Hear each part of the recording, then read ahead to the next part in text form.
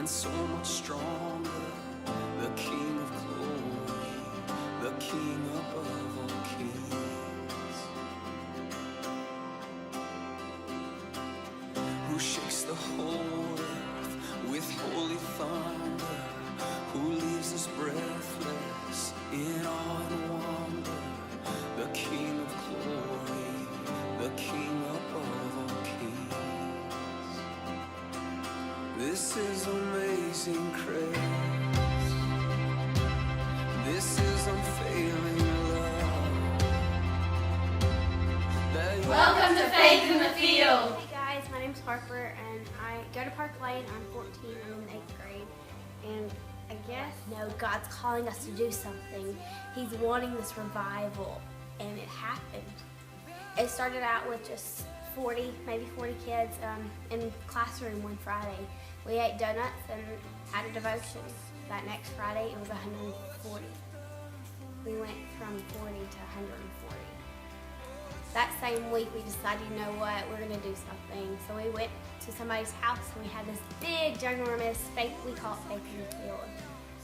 There was a pretty good bunch of kids, and it was amazing. It was something I had never been to before. It was hand raising, clapping, sharing. It was like just God-filled. It was all God, and it was supposed to rain that night, but it held off. The sovereignty of Him holding the rain off when we knew that the devil was just saying, please let it rain so nobody comes, but it held off. And I think from that moment on, everybody knew that He was there. From just when you looked up, you could see the clouds just moving straight over past us. And that for me was one of the best points of the night. It was amazing to see these kids that had never said a word to me about God or how they trusted Jesus or how much they loved Him. We're in groups praying and just bawling, saying, God, forgive me for what I've done.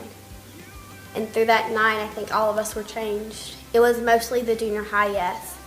And that week afterwards, it was Christian Emphasis Week.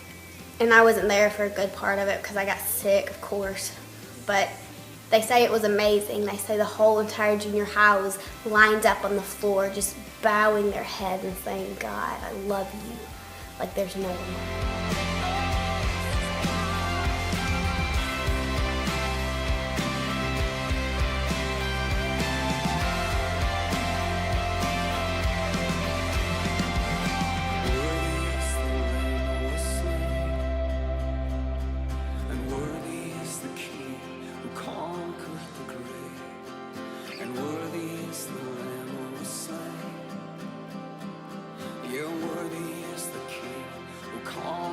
The grave, and worthy is the Lamb who was slain, and worthy is the King who conquers the grave.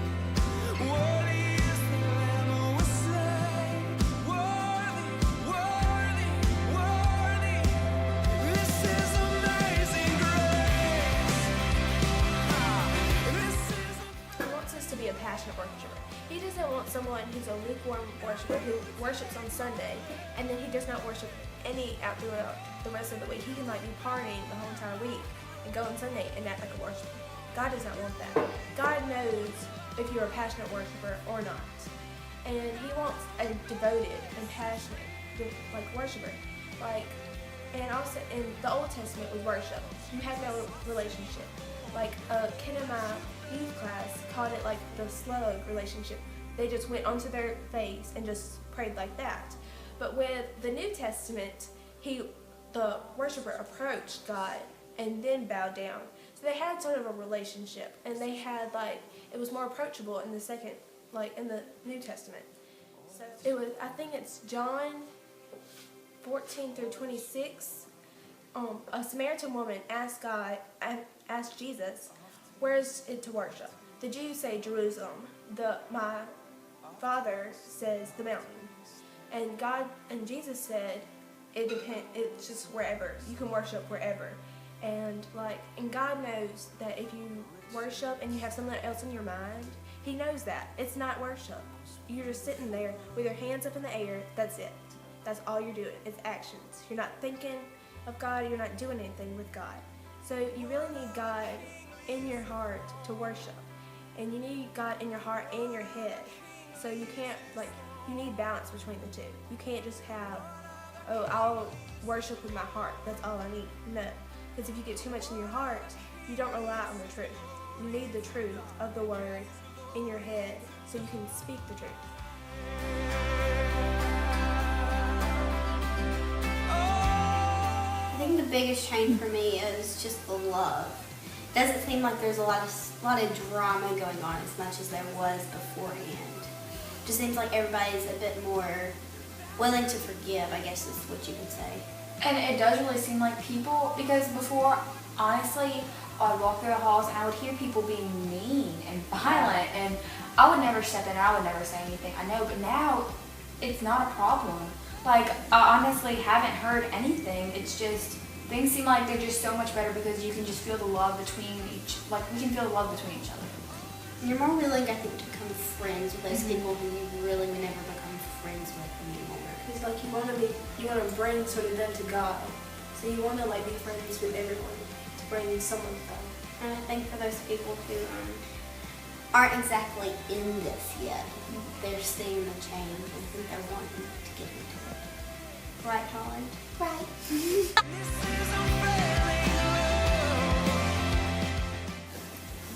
A verse that really has helped me through this, or it's really motivated me, is about salt and light. And it basically tells me that if you are not a salt, if you don't make people thirsty for Christ, if you don't make them long for what you have, then you really don't have any meaning in your life. And if you're not a light to others, if they can't see Christ shining through you in your everyday actions, then you don't have any reason to be here.